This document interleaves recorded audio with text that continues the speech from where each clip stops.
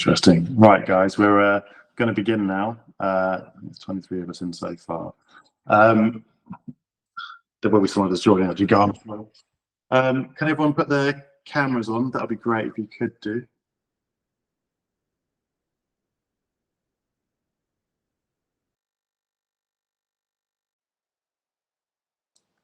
Excuse me. Hey, beaver season. Hey, beaver season here in England, so I might sneeze throughout the call. There's two more. Great. Can everyone hear me okay? Awesome. Great. Just also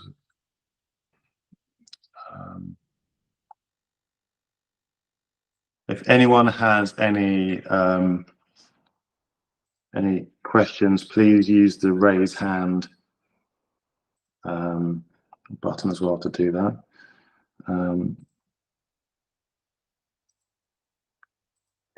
Sec. People joining in here. Okay. I see there's a hand raised there. Lengui, do you want to let me know what's up?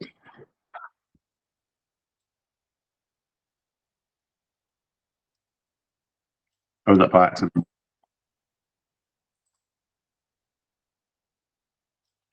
Lengui, you got your hand up? Are you on mute?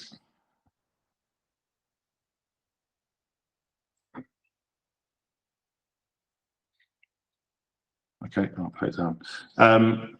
Okay, guys. So look, what we're gonna do today is, first of all, there's a link you might see in the chat window that I've just pinned. That link is to level 2 course, which I've told some of you about recently. It's a really, really short course. The course you guys did for level 1 was actually, I think, 38 lessons in there.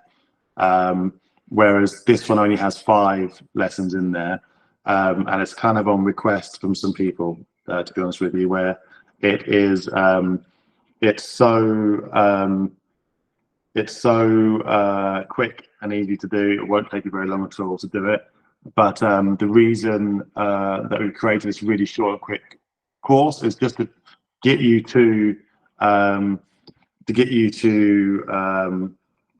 being able to get to a sale in a very clear and succinct way. It really, really spells it out for you, exactly what to do with your HubSpot web console, how to get to how to interact with a client when you first speak to them, how to do this 2-stage process with them, and how to get to your first sale. So it's as much as we can go over role plays and discuss it in these training calls and these one-on-one sessions.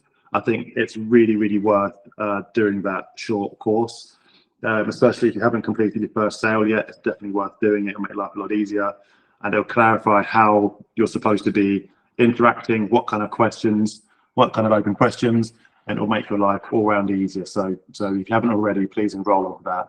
It'll only take like an hour, I think, to do it, and it basically leads you into being able to do your first sale. So if you just follow that level 2 course, it should result in you actually getting your first sale if you just follow that, basically.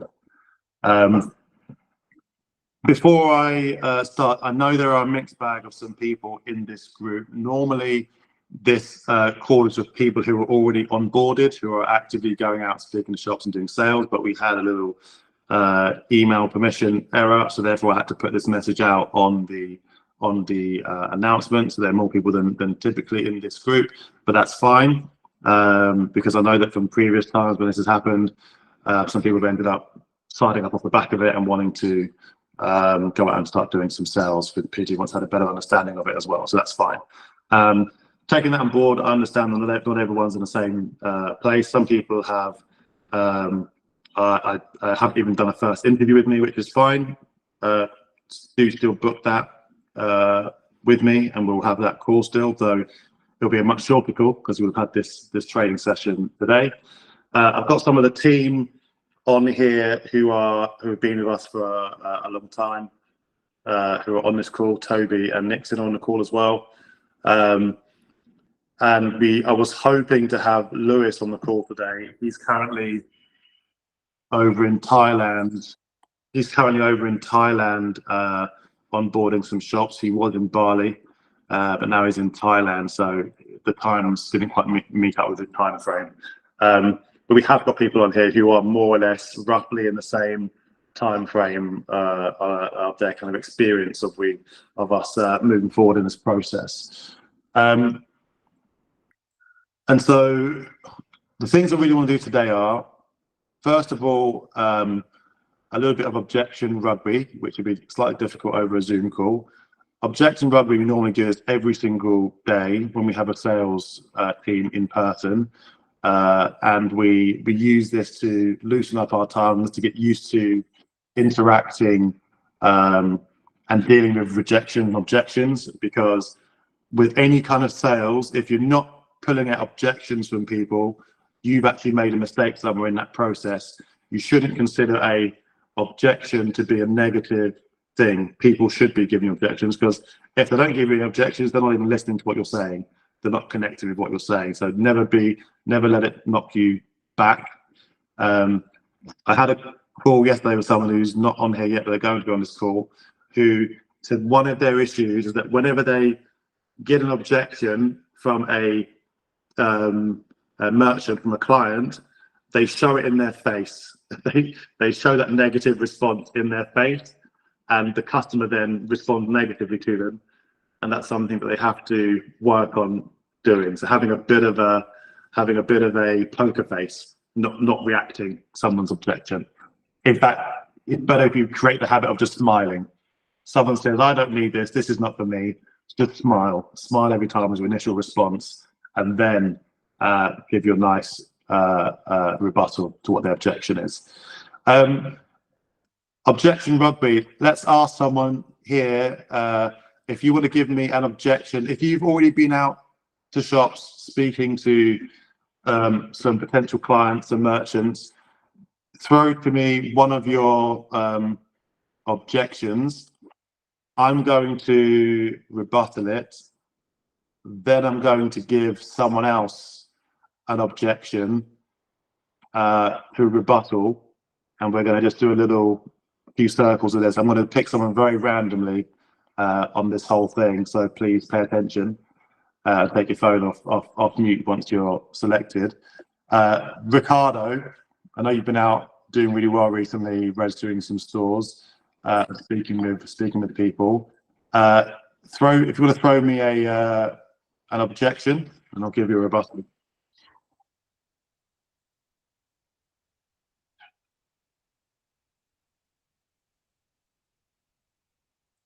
I can't hear you, Ricardo. You're off mute, but I can't hear you.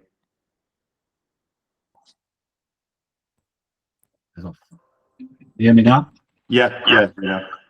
All right.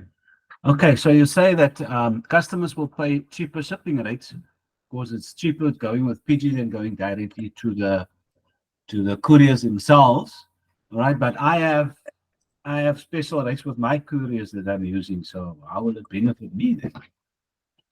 And so is it you just paying for the shipping? Can you repeat? And so you're talking about the price of shipping. So is it you that pays for the shipping for your customer? No, the customer pays, but I obviously approach my shipping partners, and I also get better rates, from them. Okay, so you feel that you're getting your customer a good rate. And how many different shipping companies do you go to get a quote? Is it just one, or do you go to many of them to get a quote? Shipping partner at the moment is one. It's DHL. Okay. Well, the thing with that is that every single customer has a different requirement, especially when they're coming from abroad. Because if DHL give you the best quote for someone shipping something home from Cape Town to Uganda, that's wonderful. But you might have 10 customers who are from different regions, and there's no way that every single shipping delivery company is always going to give you the best quotes. It's just not possible, no matter who it is. So someone's not put their phone on mute there. Cheers, thank you.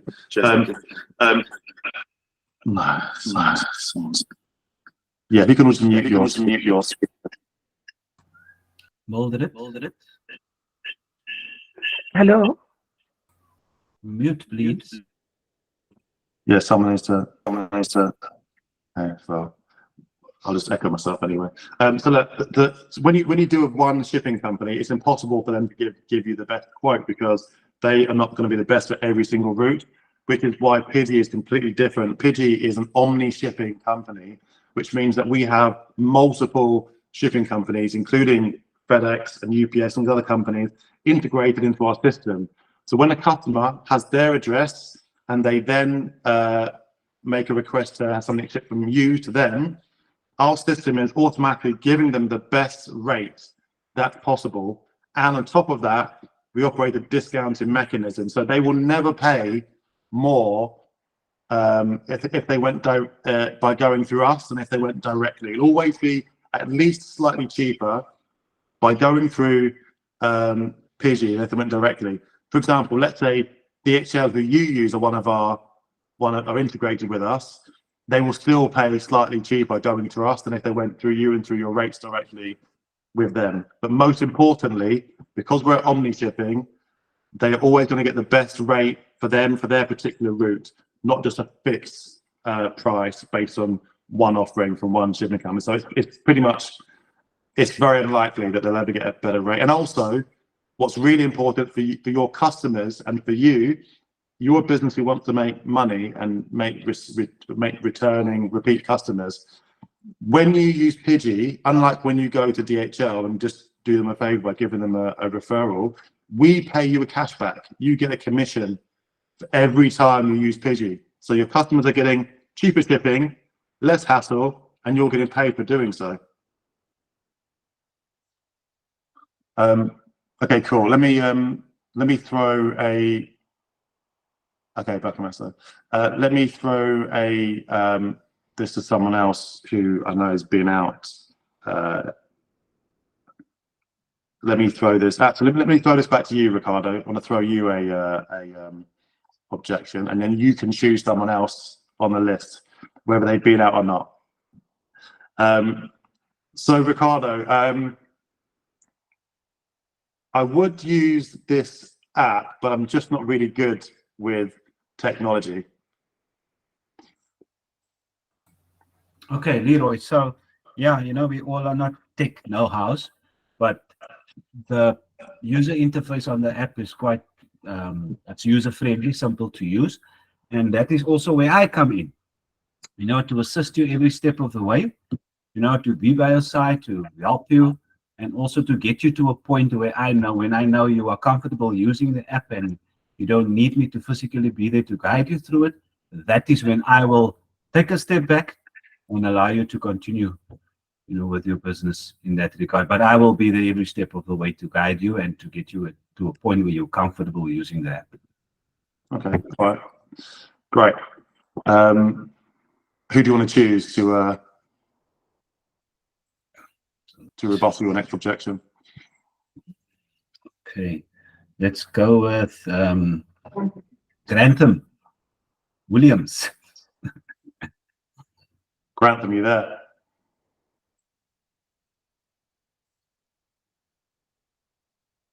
Okay. Thanks, Ricardo. Okay. Hello. Hi, Leroy. Hi, how you doing? I'm good, yourself? Ricardo, so do you want to create objections, or me to create objection? I can think now. I can't think about an objection, but anyway. All right. So the PIGEE app shows my store on the map. All right. So now, can everyone see my store on the map? Or yes. Anyone that, even if they don't have the application, or is it? How does it work? How do they see my store? So once you've signed up, you've downloaded the app, and you've now followed the prompts, and you've updated to your profile. You've updated your picture of your store and your products, and you've filled in all the details. Everybody can see you right there. You've put on your location, very important also. And yeah, after that, they can find you. Okay. I hope that answers. Oh, great. Grantham, it's your time. It's your turn now. You can choose someone, and you can either you give them an objection, or you can ask me to give them an objection. All right. Let's follow the Williams trend, Austin Williams there. And then you can give the objection. Okay. Austin, are you there? All right. Yeah, I'm here. Great. Hope you're ready for this. I'm going to give you a really tough one.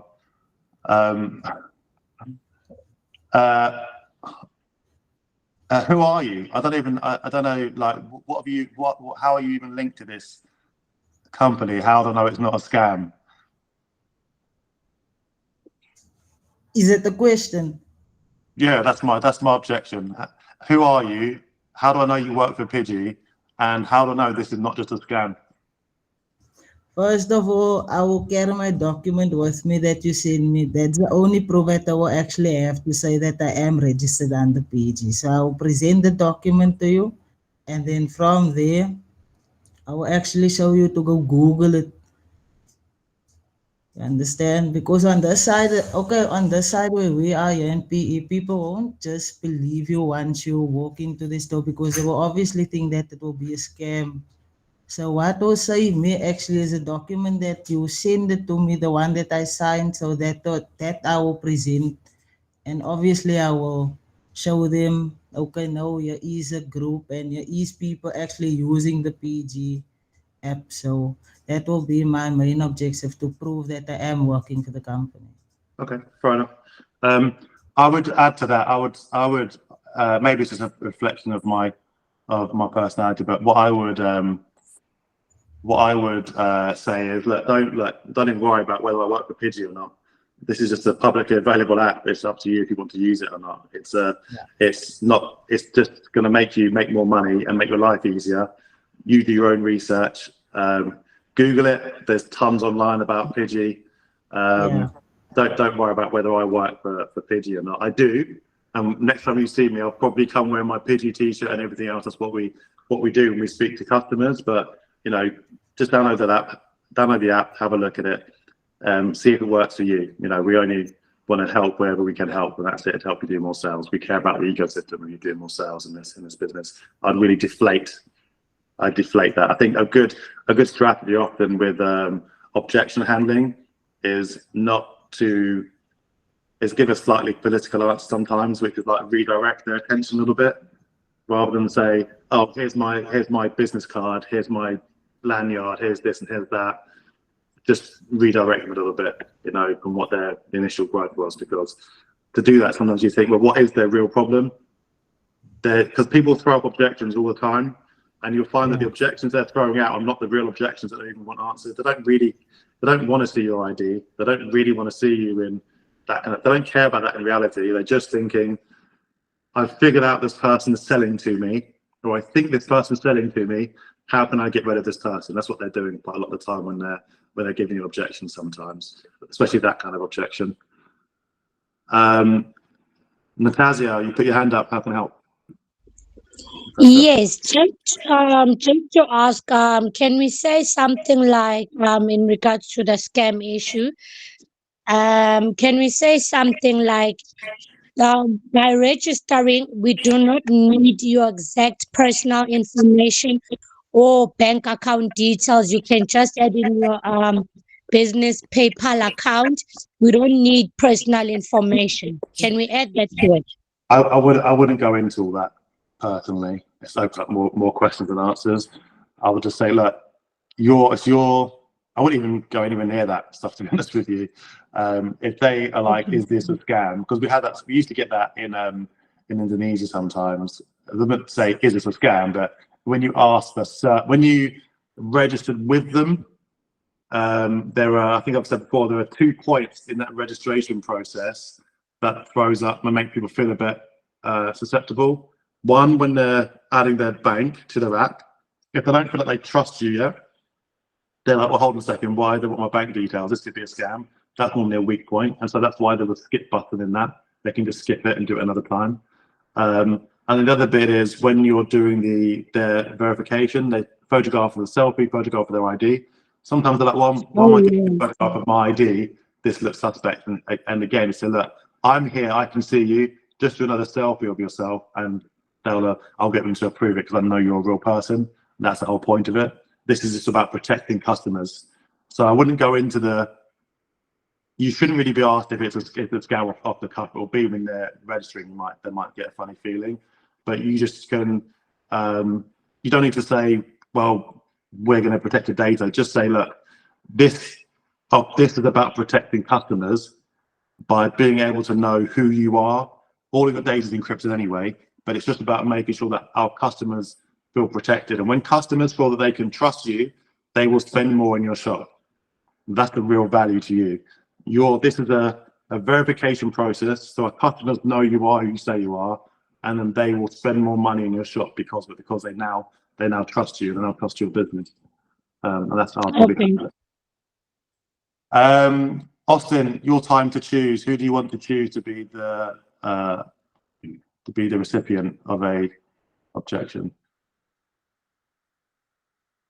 Let me ask Liam. Liam, are you there? Yeah, I'm here. Good afternoon, everyone. Good afternoon.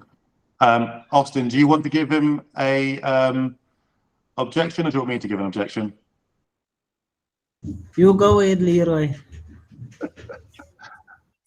Okay, so is it Liam or Lane? Sorry, I'm not quite sure there. It's Liam. Liam, okay, wonderful. Liam, so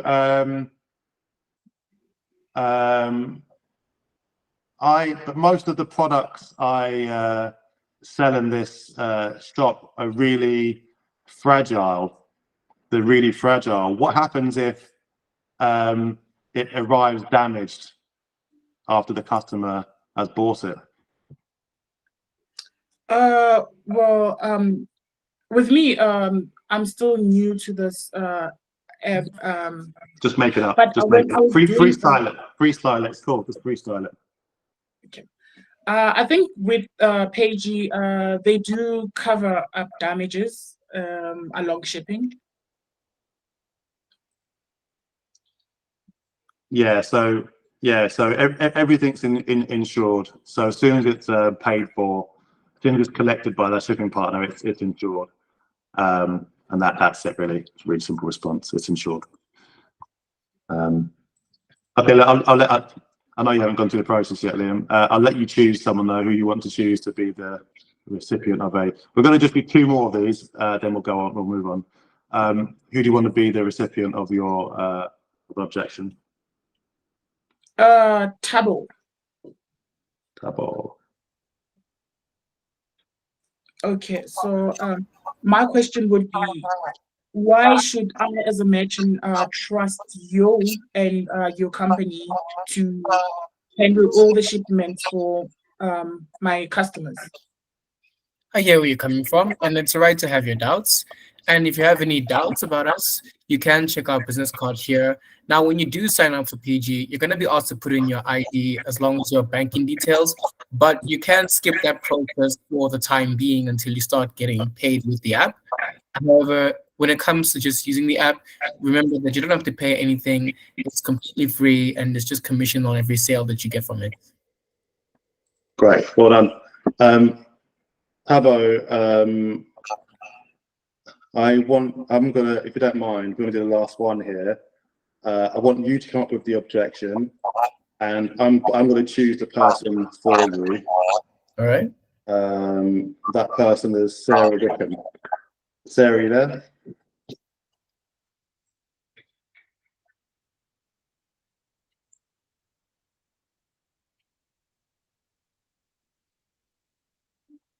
Sarah, are you there?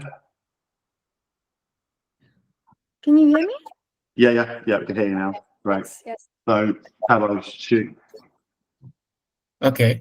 So my objection is, how do I know I'll get paid once I've given my product away to the delivery?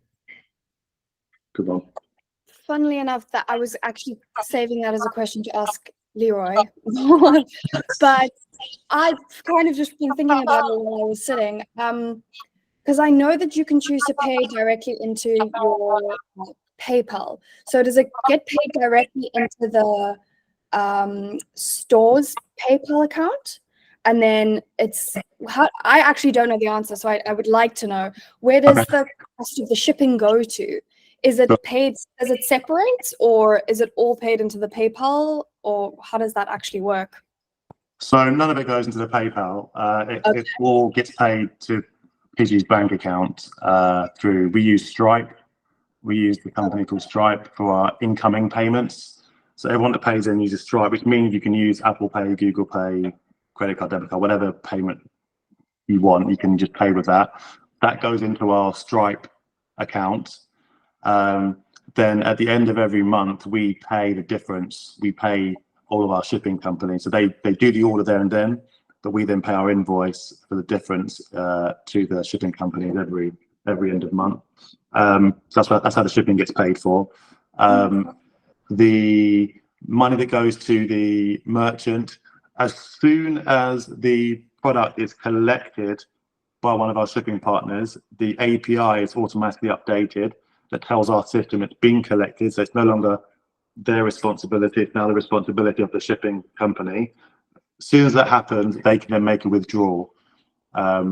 So they will see in their balance, their wallet on their phone will say, let's say it's $100 or whatever, it says like 500 Rand on their wallet. If they try and withdraw it before they hand it over, they can't withdraw it. As soon as it's tracked as collected, they can just click withdraw, put the amount in that they want to withdraw, and it goes into their bank account normally. Sometimes it comes in the same day, I've seen it, but normally it takes a couple of days to hit that bank account. It's worth noting on that point as well that the reason for that is because we're creating trust for the customer. Because the issue before PIGEE was that, let's say you're a tourist, you're visiting a far off country, you've met a stranger in a shop, and they've said, oh, look, use PIGEE and pay for this product. But no, forget PIGEE. They've said, I'll arrange the shipping for you. I've got a quote from DHL. The quote is this amount of money. Here, give me the money for the product and the shipping. This is a stranger to you. You're going to be concerned that they're going to just keep your money, not just for the product, but for the shipping quote as well. Put the product back on the shelf. Know that they're never going to see you again because you're going home. And that's been a major concern for tourists on not buying that particular thing, that trust issue. But because of the PIGEE app, because they know their money is completely protected, that's impossible for that to happen. They know that you're motivated to hand over to package and hand it over to the shipping partner so you can get paid. And they also that once it's in the hands of FedEx or whoever it is, it's insured from that point in time. They're much more likely. They know it's a zero risk for them to make that transaction with you, and in fact, they're likely to spend more with you because there's zero risk on their money that they spend. All right, guys, that's been really good. You know, I know some of you, you know, you haven't been through many of these sessions yet, and you don't know what the answers are. A key part of objection rugby is that you're loosening your tongue, you're getting flexible, you're able to just invent a rebuttal really quickly. That's really effective, and this you should ideally this should be done every single day. We're definitely going to do it every group session. That's really helpful, because if you're not used to giving rebuttals to things, it will throw in your face when you have to give a rebuttal. You won't give the best rebuttal, and you won't get the best result out of it. So this is one of those things in sales you need to practice it as often as possible. Either it's between you or with us on the call, it's a super skill to have.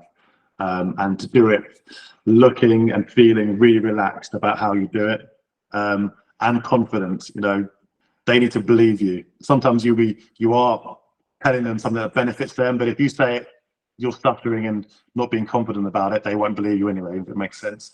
So you've got to be really confident and relaxed when you're given that rebuttal. Natasha, do you mean to have your hand up, or is that, shall I lower it? No, no, no. Sorry, I forgot to lower it. I'm writing down your notes. Let's go lower it. So that I don't want to go over it. You know, most people are new here. I don't want to go over the HubSpot and web console bit again in this particular call. Maybe I'll do it next week, because that's why I've created this level 2 course, because it's in there for you to just go over it and get really refreshed and up and running, and to really get you to help to get to your first sale. You'll also know, I'm sure all of you, most of you are in these 2 WhatsApp groups, the sales group and the support group. There's always going to be little tech problems, especially with Android devices, because they're all different.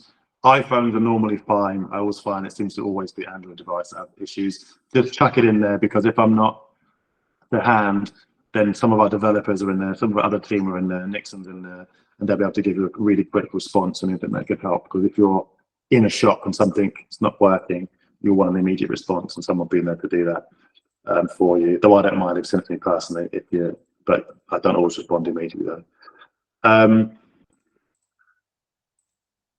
The next thing I want to talk about is the thing that I always say is 50% of getting this job right, which is choosing the right kinds of shops. I want to make this as interactive as possible though. I'm going to give you I'm going to describe a shop for you guys. Raise your hand. You probably remember from our calls we did with the first interview call. You had to bring a list of 5 shops. I reviewed them, gave you a mark out of 10. I want you to give me a mark out of 10 this time. So I'm going to describe a shop to you, and I want you to, it might even not be a shop. A client doesn't have to be a shop, in fact. It might be an agent, might be a hotel, might be who knows what it is. I'm going to give you this client. Someone raise your hand, and I'll let you give me a mark out of 10 for that particular type of client, and you let me know why you're given that score, because it's really important to get an idea in your head of what makes a good potential shop for this. So the shop I'm going to describe to you is in Spain. It sells traditional Spanish clothing. The clothing are quite light. They're not very heavy, the clothing, but it's traditional Spanish clothing, whatever that looks like. And it's in an area, it's in a mall in Madrid. So in a main mall in Madrid, Spanish clothing, typical of that country. First person to hand up and see is Pablo, I thought, but you put your hand down again, I think. Yeah, just in regards to the score I would give it, I would say 1, if not 0. A, because given that it's clothes, that's one of the 4 things that we particularly don't specialize in. Yeah. B is because it's in a mall, and we're looking towards getting more unique products rather than something that you can get anywhere else. Yeah. And also, given the fact that it's clothes, it can fit in a bag, so they wouldn't really need to use the shipping. Okay, great. I thought my scoring was harsh. You came in straight with a 1. Okay. Yeah. Okay, great. Yeah, that's spot on. Yeah, it's we don't really do clothes unless they're really heavy and it's not unique.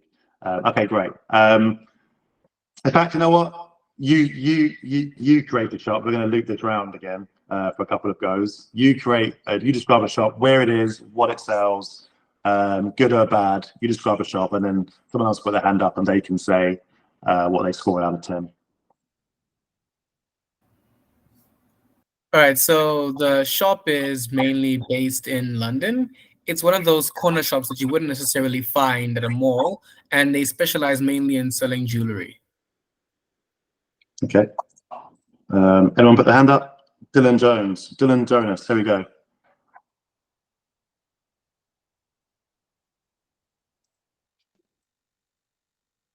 Hello. Dylan, how you doing? Do you want to give him a score for that?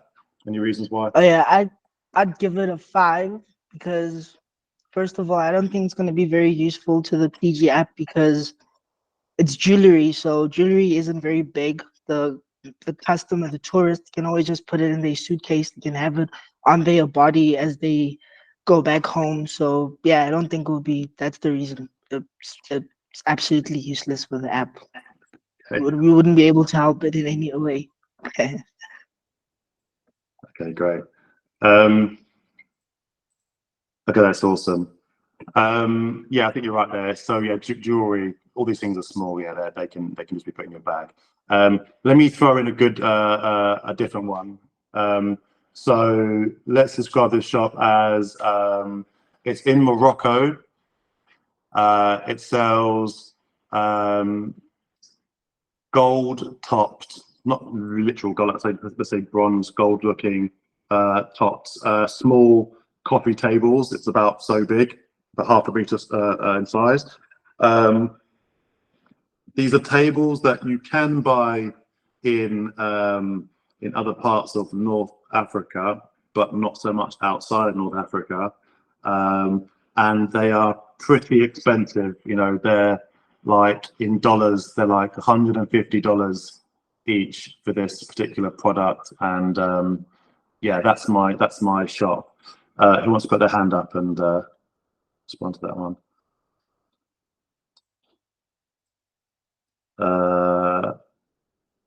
So the first one here was Tabo.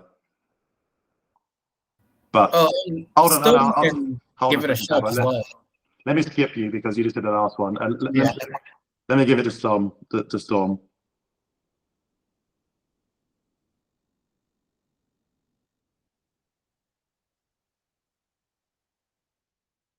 Storm, you there?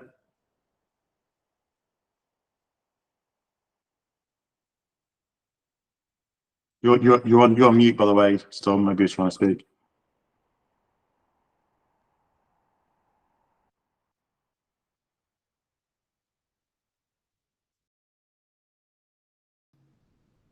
Storm, are you there? You've got your hand up, but you're on mute. We can't hear you.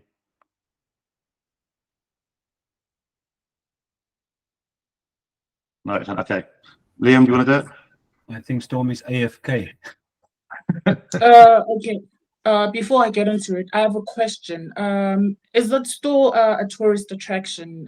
Is it near where tourists flock in most of the time? Okay. So yeah, definitely it's definitely in a tourist region, traditional tourist region in Morocco. Okay. Then I would definitely rate it a 7, due to the fact that it's cheaper than the other stores, which makes it more convenient for most tourists who would like to buy it. Okay. Okay, great. A comment on that was so in this when it's expensive, it's good. In this particular scenario with PIGEE, so being cheap's never good. When it's expensive, it's good. Which is why I said it's $150. And the reason for that is because when you are going to have something shipped, shipping can be expensive sometimes. So you want to be able to justify the cost of shipping. If the product is 1/10 of the price of shipping it, no one wants to do that. So the table being 150 is good because I can predict off the top of my head that a table half a meter in size, that's $150 in costs. To ship that home to, let's say, Germany from North Africa, it might well cost them like $40 to do so, and they'd be inclined to say yes to do that. So I'd say that particular shop would probably be a good high 8 type of shop, to be honest with you. Someone said I give it 10. Storm. Okay, cool, fair enough. Storm's got bad internet, by the way. You were saying. Okay, let's do one more before we move on. I'm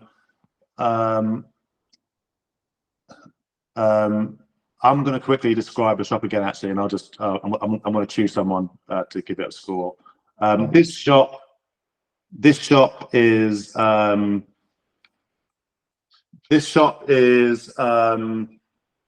where is it? It's based in Kenya. Shop's in Kenya.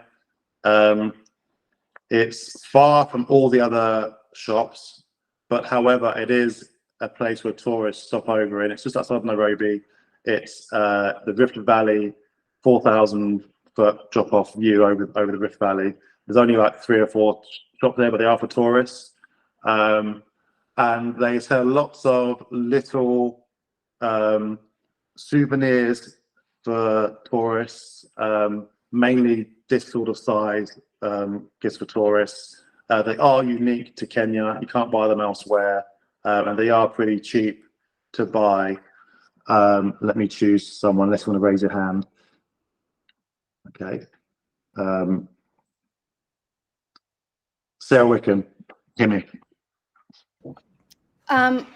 Although it's like obviously a unique store and everything, it's tiny little pieces that people can just put in their bags and take home with them. I'd give it like a 1 or a 2, but it's not really worth it for that. Okay. Oh, great. Yeah, perfect.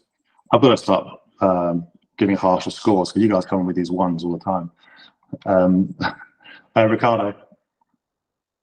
Yeah, I would also say, you know, since it's smaller items and some of it does qualify, you know, or to be shipped, customers does have a choice to buy more of the smaller items. And once they buy more, you know, space is limited to carry it with them. So it is actually a prospect, you know, for PG. So it's just, yeah, if there's more smaller items in the shop than the bigger items, then I would probably score it lower. But the fact that it only comes, the products or the items are unique from that particular region, you can't get it anywhere else. So yeah, you know, sometimes people shop and they shop too much, and then carrying it with them becomes an issue that they need to address. So I would probably do higher scoring, yeah. Yes, I think both points are valid there. If they buy just one product, clearly you just stick it in your bag. If they end up buying lots of products, then you might want to send that home as well. As the products are products. Then you have to think about how much time, if you're going to qualify the chance of them being a good shop, how much time do you want to invest of yours into getting them? So I'd probably say I'd give them a 5, but I would get them to download the app, know how it works, but I'm unlikely to go and spend 2 hours in their store helping them do their first sale, because I think the chance would be a bit slim as well. So I think at this point, you want shops which qualify at all 4 points. Products that can't carry home, products that are unique to that region, products that are medium to expensive, and in a shop that services tourists and they're busy. You want to hit on all 4 of those points with shop for you that kind of right now. As it goes on, maybe you can reduce your standards a little bit, but I think in the early part, that's what you want to do, really.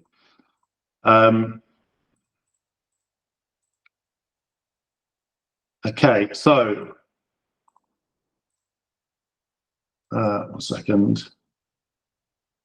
Understanding so here's another thing actually. The reason why I don't dictate what shops to operate with, I don't say to you, right, just focus on fine art galleries, even though I know that'll be a good type of shop. I don't say just focus on antiques, just focus on any music shop. And the reason I don't do that is because you will find, and you get this from speaking with people, there are so many little things which I cannot and no one else can figure out but you in that instance of what will work.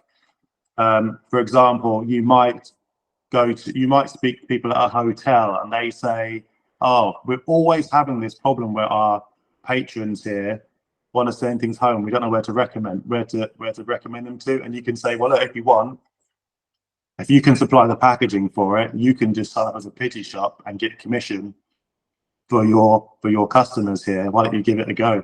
Run a little pilot and do it. That's a client right there. It's not your standard type of client, but it is a client who will potentially be high commission generating for you.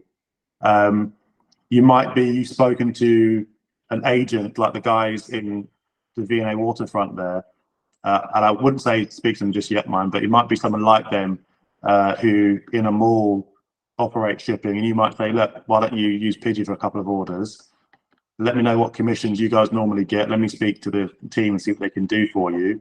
This might work out to be a much easier one for you. And you've got you've got a company there that's going to be generating you tons and tons of commissions for you, those agents. In some countries, you just get agents like that who represent lots of different shipping companies. They basically do the old-fashioned version of PIGEE.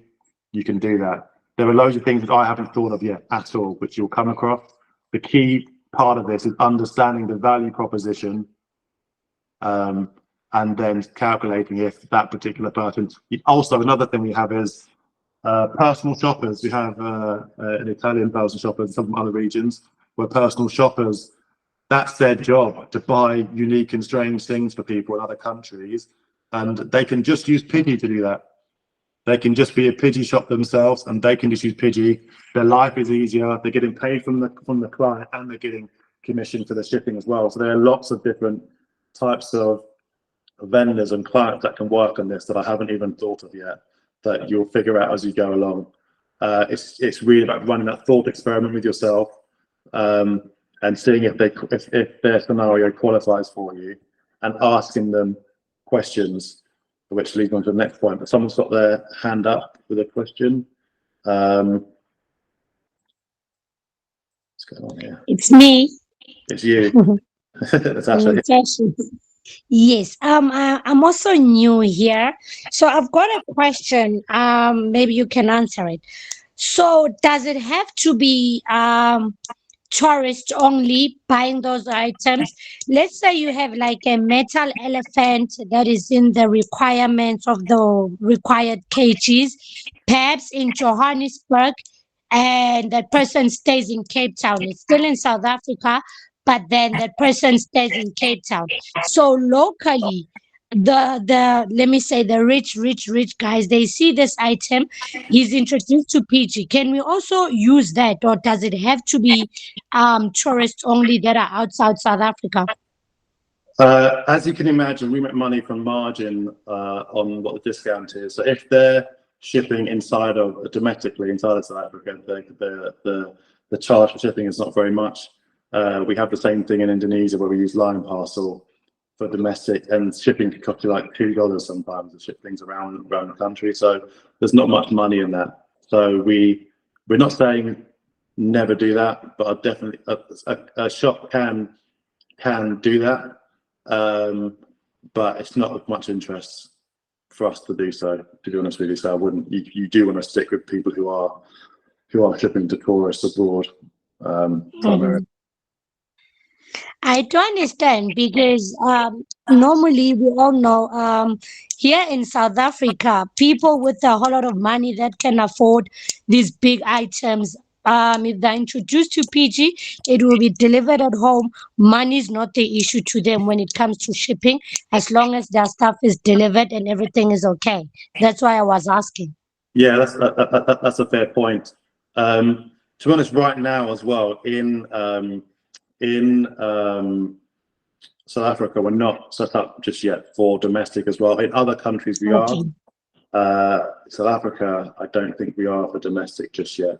We will always be integrating, keep on integrating new shipping partners to suit certain things, but we're not really set up for domestic in South Africa, and there's not much money for us right now. Okay. But we'll do it. Ricardo. Okay. Oh, Leroy, yeah, just something that came up a couple of weeks ago when I got introduced to PIGEE is the fact that South Africa is renowned for their wine. Okay, no, beverages is one of the items to stay clear of. But what would you say? What do you think? We have a lot of wine farms and cellars, and where tourists go to, especially in the Franschhoek area. And some of them, or a lot of them, they taste wines and they obviously want to buy and send it home. Okay. Yeah. Well, yeah, I know the red tape in terms of that, especially in with the European Union, exporting our wines to that region is always an issue.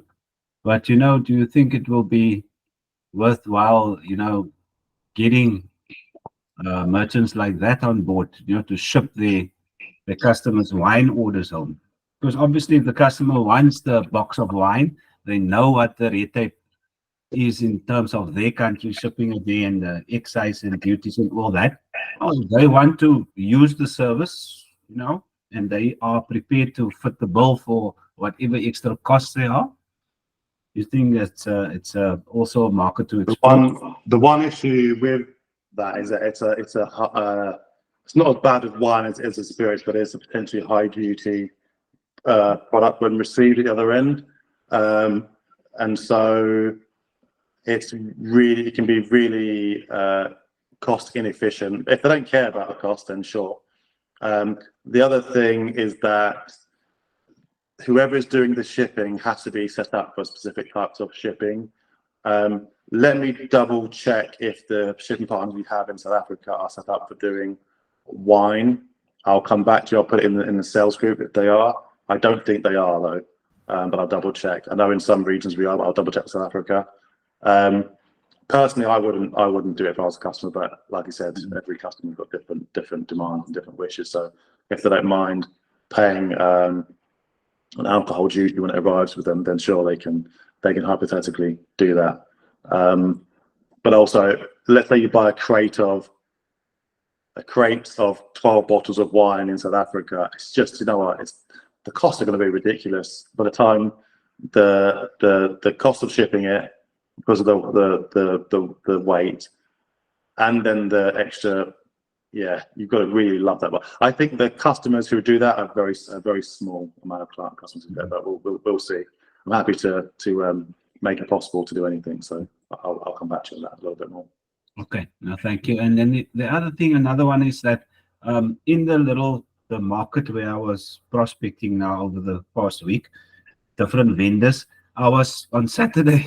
One of the vendors pulled me into a shop and said, "I heard you with this thing, you know, the app that people can send their stuff home. I also want it." And right then and there, I was qualifying a shop here in my mind. But 90% of our items are clothing, African designs, and it's mostly clothing.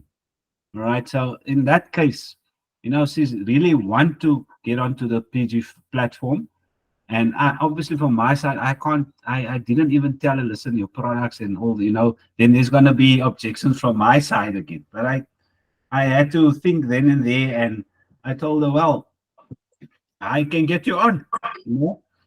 Very skeptic on my side, but, you know, is it worthwhile? Because she does sometimes get bulk orders, right, where people buy in bulk there and then they ask to ship the stuff home. And yeah, that is the case. And then there's quite a few of them. They deal with clothing and also with artifacts, you know, local art and stuff. But clothing, that is another one thing. Yeah. Let me just respond to that.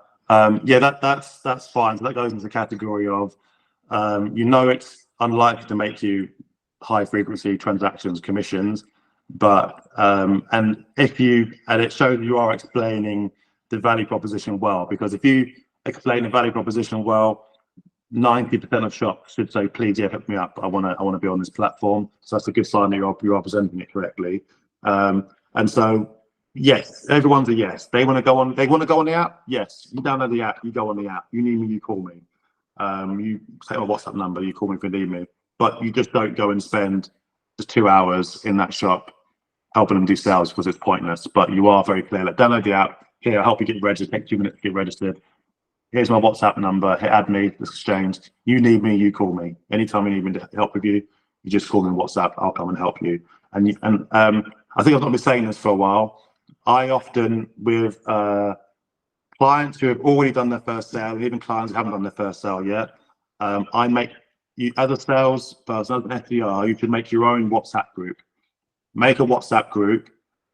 Put all of your prospects and clients who you've met and spoke with, if they don't mind, into that WhatsApp group. Just call it whatever your name is, dash WhatsApp, dash PIGEE, merchants, support, whatever. Put them into that group, so they know and just say to them, just mute it whenever you need it. Message in that group, because they can then speak to you in that group. So it makes your life a lot easier, and you'll get to a point where you've got 200 people in that group, but you can just keep hitting them with some marketing content and videos and information about PIGEE that they're watching their own time. It's a good way to be managing it as well. But also add add the PIGEE WhatsApp number into those groups as well, please, whenever you make one of those groups.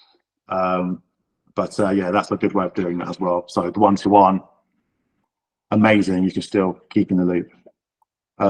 Let me ask Dylan quickly first. Dylan. I'm sorry, would you please clarify something for me quickly? So Sure. after a merchant is registered, right? Do they also earn a commission for each and every single transaction that is made through the app? Yeah, so they will in their wallet on their device. When they do a transaction, it will show the price of their product into the wallet, and also there underneath it there's like a little bonus. There's like bonus, just as cashback, I think, a bonus, and it will show. Typically, it's like 10% of whatever profit we've made on the shipping. We'll give them back 10% of that. So they'll have a little bonus line, and whenever they want to withdraw, they can withdraw all of it at once. Okay. So that will happen in the automatically. Okay, and then just one more question in regards to us, right, getting our commission. Is it like, are you going to show everything in the second course, or do I really have to ask about how everything is connected and linked? I also didn't understand that part. Yeah, it is in the second course, but I'll run you through it now. So, you know, for each of you, this is like your own mini business. You're completely in control of how much you get paid and when you get paid. You don't have to wait for the end of the month to request payment. In your team window of you personally, it will add up all of the commissions that have been generated from all of your sales from all of your clients. And just like how the merchants can withdraw from the wallet, same thing for you. You just put a withdrawal request in, and immediately, normally it depends on your bank, same day or a couple of days time, you'll then be able to receive all your outstanding commission that you've generated. So you don't need to wait till the end of the month at all. It's like your own little cash machine. For the work you do, the sales you do, the sales your clients are doing, you can just see it topping up, increasing all the time, every day, with the money that's in there. Anytime you want it, you just click withdraw request, and it gets sent straight to your bank account. Okay, perfect. Thank you. But also taxes, just to make very clear as well, we don't pay your taxes, so you pay your taxes. So you do have to be aware that whatever region you're in, you're responsible for your own taxes. So if you're making other money, like, don't get in trouble with the tax man. Please make sure you look after your own taxes. All right, cool. Thank you very much. No worries. Ricardo. Yes, Leroy, I just wanted to mention this. It happened last night. So I almost got my first transaction, and the customer walked in at my merchant shop on the dot 6 o'clock p.m. when they about to close. Yeah. And they wanted 4 items in the shop, a nice sale. And what happened was the merchant or the assistant phoned me because he wants to know now, how does the customer pay for the product? I did explain to him. So he should have just got them to download the app and to register on it. And it came that they didn't have time, and he also found out, and they told him, yeah, they've been doing wine tasting all day, so they were a bit intoxicated and they were very impatient, and they lost the sale because of that. The customer didn't want to download the app and spend that minute or two registering, and they lost the sale. Oh, dear. Unfortunate. I just went through him again, terms of it's important. There's no other way. They have to download the app and do the transaction via the app. Yeah, this I feel sorry for you there. I was very close. The second, this is the second version of the app right now. I think we're at like 2.7. I think version 3 of the app will allow you to do it one-sided, where it only needs a shop to be registered. But the customer will have to obviously give them their address and pay them on the app for it. But they won't need to have the app themselves, and then they'll get an email to download the app at a later point. But it still would have taken the same amount of time in reality, because you still give your address and pay, so it takes the same amount of time. If the customer's drunk and whatever, then that's unfortunate. What you should do is next time you see that merchant, run a little practice. I think you did it already, didn't you? Run a little practice transaction with him. Yeah, I was there today. I went to go visit them, and I went through it again. But he understands now. Okay, Yeah, quite good. yeah. Good. No. Good. Yeah, that was unlucky. Oh, you would have been happy, wouldn't you? Your first sale there. That would have been good. I was so excited, but yeah. But anyway, I will get the first sale soon. Yeah. I tell you what, it's hard. You never predict how you get your first sale. So it wasn't my first sale, but I was having a manicure pedicure done, as you do when you're in Asia, when I was in and sat down on it one afternoon, and a woman from England came and sat next to me and was having her toenails done, and she asked me what I did. I told her about PIGEE. The woman almost jumped out of her chair. She was like, "What? That's a thing."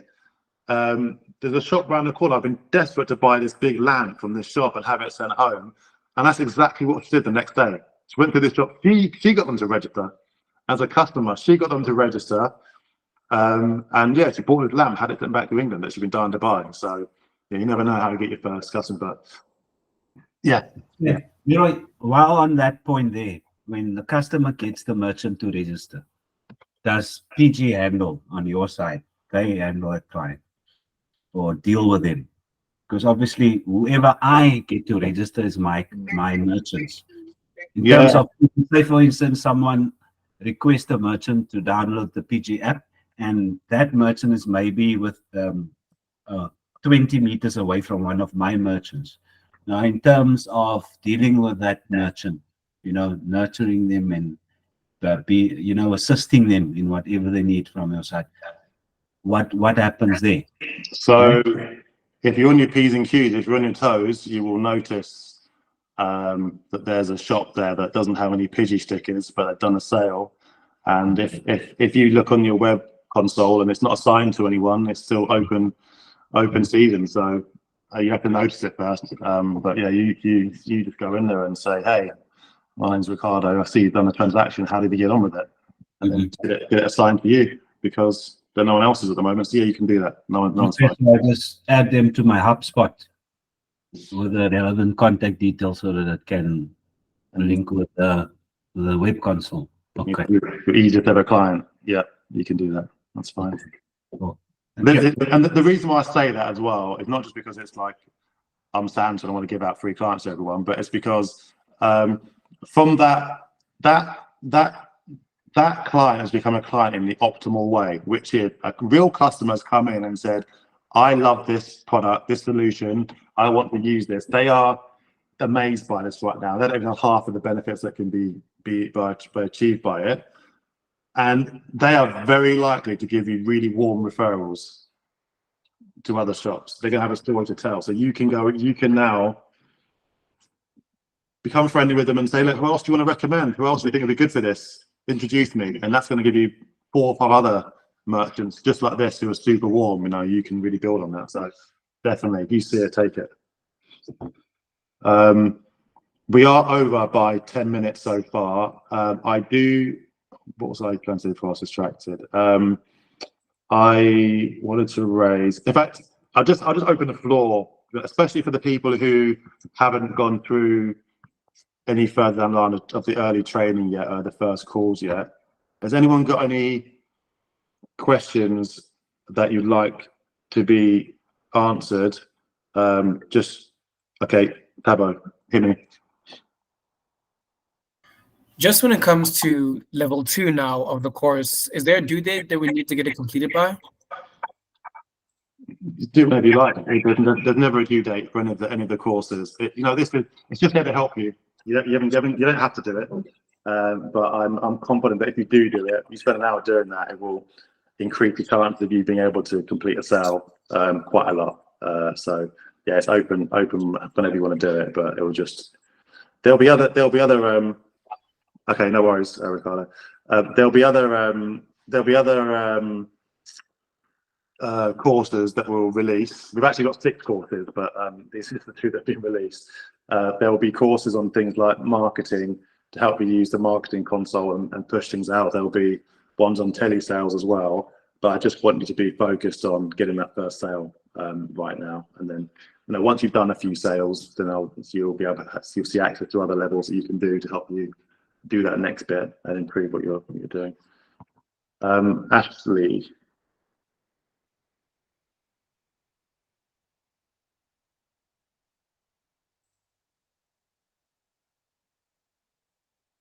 Ash? I can't hear you. Maybe you're not on mute, but I can't hear you.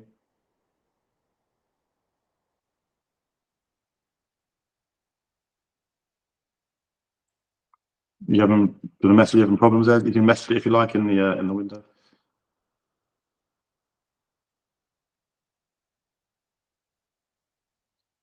We'll come back to you, Ash. In that case, just message it in the window if you want. Anyone else got any questions they want to ask? Dylan? Just one more question, please. When it comes to, I saw in the agreement, right? You said that we weren't really allowed to have any other forms of employment if you're like a full-time PG salesperson. Am I correct? No, I don't think so. Oh, so I am allowed to have any other forms of employment as well while I do that. Yeah, definitely. Yeah. I'm surprised to hear that. Oh, okay. Thank you. Yeah, that's fine. Yeah. All right, cool. Thank you. I want to pull someone out here. Okay, Ashley, what's okay? I just want to know, in the part we play, we get paid on commission. How was it recorded that we have made a sale? Yeah, sure. So again, that'll be level 2. I haven't told you already. So the commission is the most important bit of this, is using your HubSpot properly. HubSpot is for leads. So every time you have a shop that you've shortlisted, make sure you register, you put it as a company in your HubSpot, because once they download their app and get verified, they'll automatically link to you. Always double check it, mind. If it doesn't say assigned to you, it's because the phone number or the email's wrong. But it will automatically assign to you. If it's assigned to you, that means that you are receiving commission based on anything they do. And then once they start generating, you'll see it in your own team screen as well. I was trying to avoid logging into it, so I'm not going to log into that web console today, but it's in the course anyway. But yeah, that's how. You don't need to give them a code. Don't give them any kind of referral or anything. It will just happen automatically as long as you use your HubSpot. And honestly, I've seen that some people really are using the HubSpot, like like Ricardo, and he's flying already because he's using it properly. So it is really important to use your HubSpot properly. Any shops you shortlist, stick them in there as a company. When you speak to them, add their contact to it. Put your notes in. Put when you're going to speak to them next. It makes a massive difference in your early success of it working. If you've got HubSpot, you've not even used it yet, please start using it today. Any shops that are on your mind you're thinking about using, go and put them in there, because it directs you into what to do. And I had some people in Bali just they wanted to use it back to front all the time. They wanted to go out, meet shops, and then say at the end of the day, don't worry, I'm going to put it in my HubSpot. And it just doesn't work that way. You have to respect the data and do it in the right order. Otherwise, it's of no benefit to you, and it wasn't to them. So make sure, ideally, before you even go to a shop, or you've got a list of shops, put it as a company in your HubSpot. Record your notes, record any pertinent information about it, and set your task of when you're going to see the next and what you're going to say. But you will forget it really quickly. You'll find them more productive that way. Miyahabo, Moya.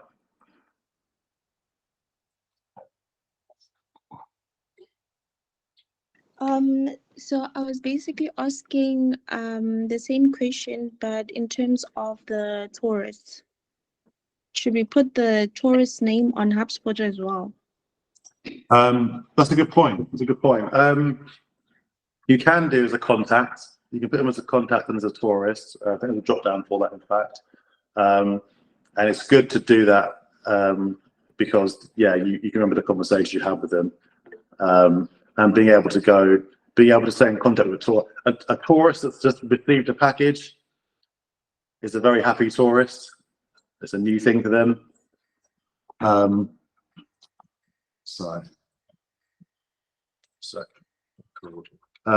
Yeah, a tourist who this is their first ever transaction, they're on cloud 9 at the moment in time. They're going to start recommending shops to you. So yeah, it's important to stay in contact with that tourist. They'll end up referring a lot of business to you. We had an Australian lady in Bali with Lewis, who's not on the call today. He did a sale with her. She spent $270 on the shipping, $350 on a bunch of wooden gifts she bought in a box, Rita's souvenir shop in Bali, and she didn't believe it was even the real thing until she received it. And as soon as she received it, she said, "Here's a list of shops for you to register, please, for me. I want to go and use this again." So yeah, do stay in contact with your customers, because they'll recommend lots of shops for you to register and be a straight customer for you easily as well. But the contacts, just to be clear, this is a contact with no association in your HubSpot. The contacts that are associated to your companies, make sure you're associated to that company, so that anything happens with them, it will be on the same record as well. I can see someone else put their hand down there. Is that a good enough answer?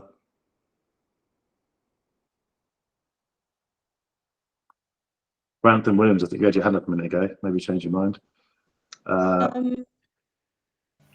I did change my mind. Well, you've started now, so you might as well put the question in.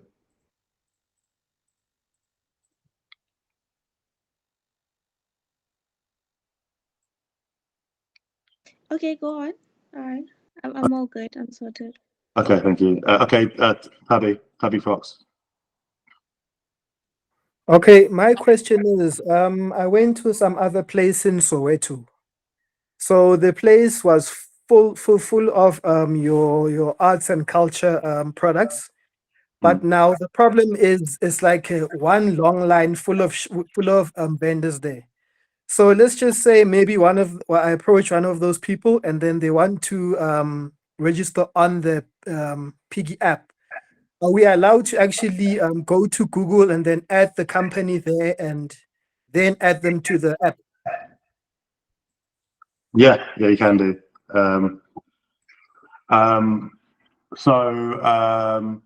When you're in a market with multiple vendors, you should register them individually. The reason why you register them individually is because money, and if they're all in the same account, as soon as money gets received, then the whole thing will be a massive argument amongst people. So each individual, it doesn't matter if they're in the same location, but they should name their shop, whatever their name is, for example, and then put their address into the shop.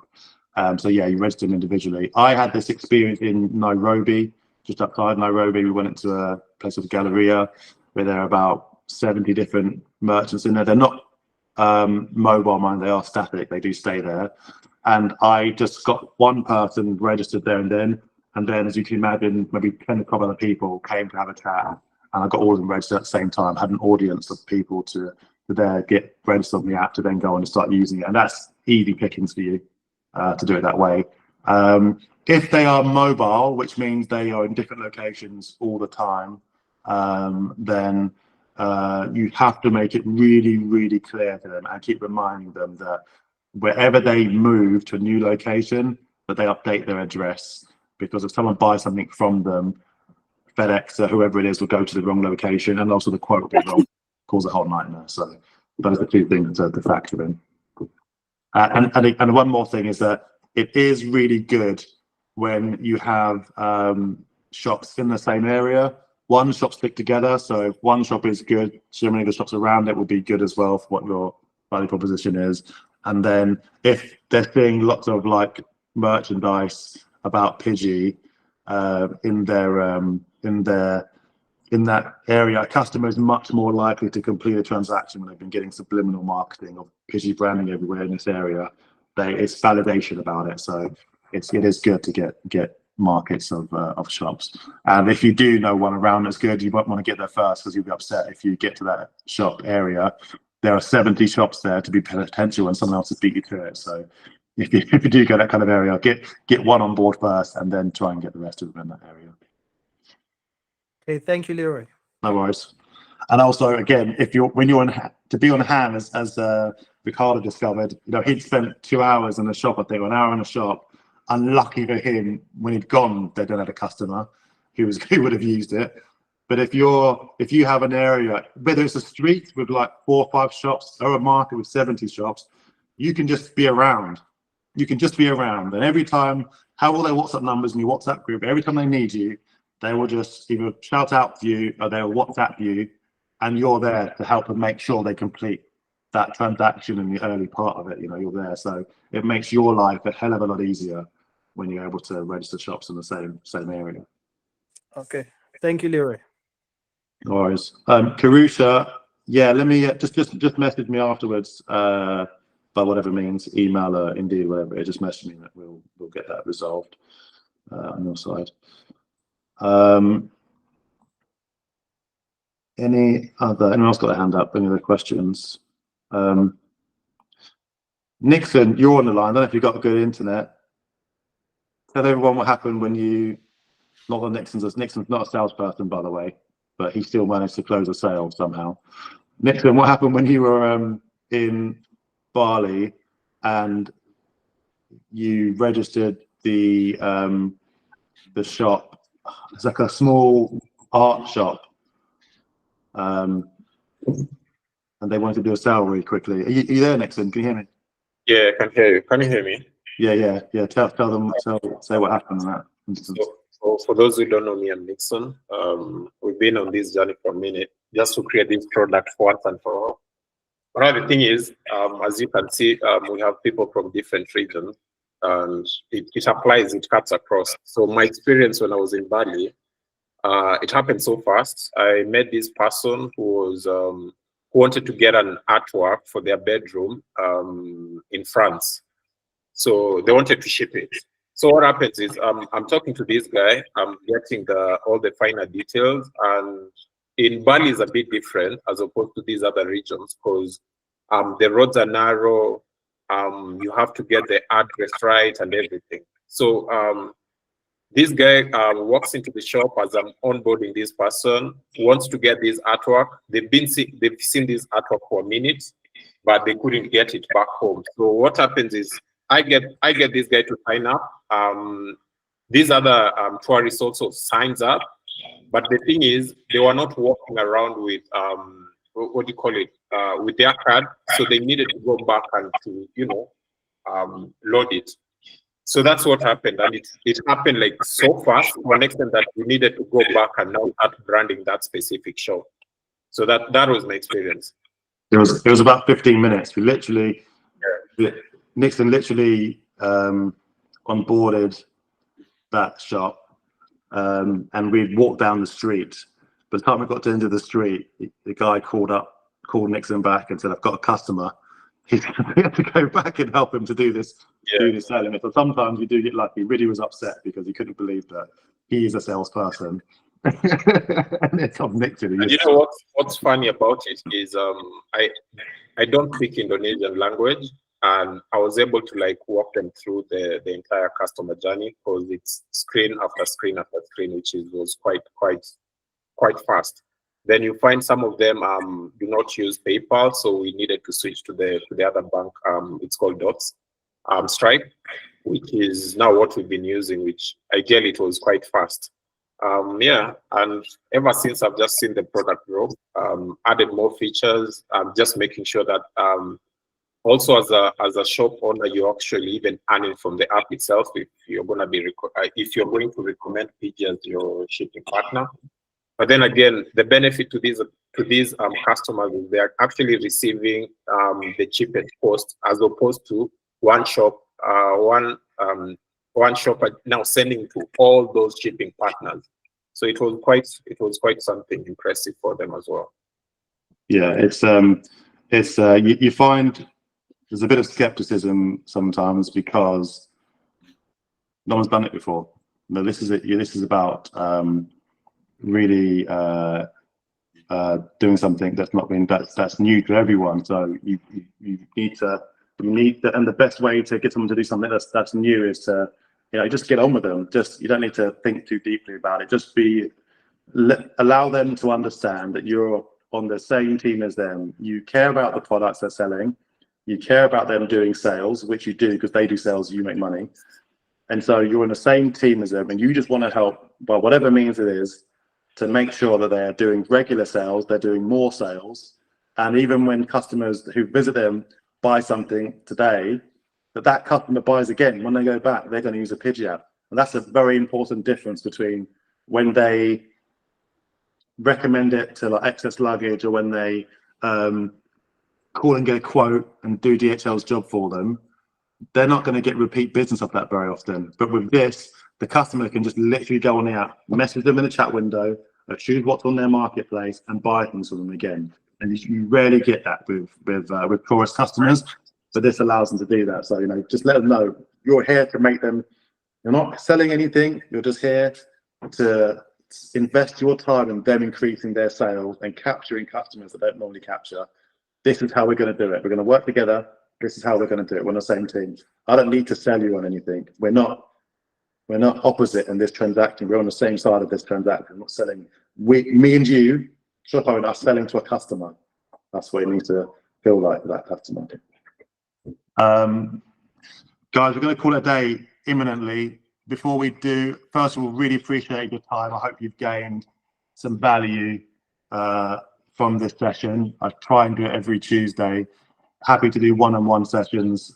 Feel free to message me if you want a one-on-one session.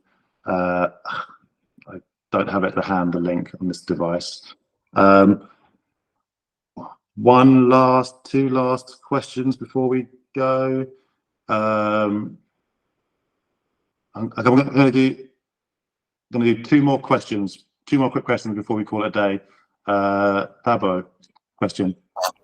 Yes, just when it came to now how we're getting off this call now, and we wanted to have any questions in the future, is there like a means that we can contact you through WhatsApp, or just like a group already created? Are you not in the WhatsApp sales group? Not yet. Are you onboarded? You got onboarded. Yesterday I got like the T's and C's contract to still sign, but then other than that, I haven't been like uploaded to a group yet. So once you sign that, then you'll get an email with all your been onboarded, and in there there'll be a link to the WhatsApp group, the sales group. So Ruth as well, yeah. For anyone that group, so if you've already onboarded, if you have signed up and onboarded, you'll get an email with a link to that group, to the support group, and to the sales group, where you can get direct information. If you haven't, if you have signed up but not had that yet, just drop me a message or an email, please. Ruth, do you have an email address? Have you signed up? Are you onboarded, Ruth? Not yet. Okay, cool. So yeah, whenever you're ready, and Nancy, yeah, I've onboarded you. Whenever you're ready, just if you want to progress, just sign that agreement, and yeah, in response you'll get all the onboarding stuff, and you'll get the access to those groups. All right, thank you. All right. Any last questions? Any last questions? No. All good. Yep. Brandon, hit me. Okay, so I still need an interview from you. Sure. So yeah, so how do I get in contact with you? Because Indeed, I guess I saw a message from you on Indeed, so I guess I can message you there. Yeah, just message me. Yeah, that'll be easy. Yeah, just drop me a quick message on Indeed, and I'll sort it out with you. We'll get it sorted out. Okay. All right. 100%. Awesome. All right, guys. Hope it's been of value. Appreciate your time. Looking forward to seeing lots of more companies and contacts go up on your HubSpot account, because I know factually, if you start using HubSpot properly in your process, you will start doing sales a lot quicker and a lot more effectively. So please start using that. If you have any issues with that, just let me know. Happy to help with any one-on-one sessions to get you moving forward on that side as well. I do know they're not in this call, there is a married couple who have signed up, who've been going out together and onboarding shops as well, which is really cool. We've also got someone who has joined us from, he's not in the call right now as well, from what's the car company called? Elon Musk's car company, Tesla, as well, who's moving to Thailand, who's joined us as well. So we've got some really interesting people joining the team. Yeah, Any help you need, just let me know. Indeed, WhatsApp, any kind of messages, message me. I book a one-to-one session as well if you need it. But until then, see you next time. Good luck, and looking forward to seeing some shops registered and some sales getting done, and you guys earning some good commission. Take care, guys. See you later.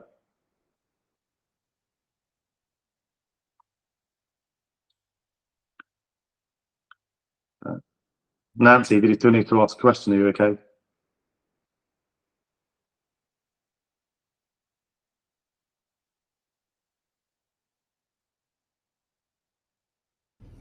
Hi guys. Okay. Nancy, you got your hand up. Do you need to answer a question still? Are you okay? You're okay. Put it down. Okay, cool. All right, guys. I'm going to close the call now. Thanks, guys. Take care. See you next time.